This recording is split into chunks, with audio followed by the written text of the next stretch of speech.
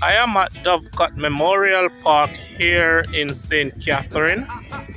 And yes, I have shown his grave before, but I'm showing it again because it's cleaner, clearer, and I decided to show his grave again. This is the grave of Jamaican recording artist Jacob Miller.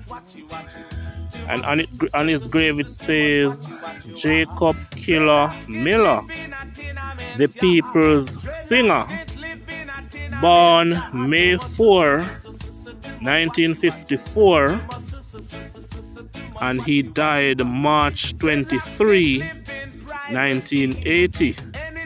And we all remember what he died from. He died when he met into a car accident.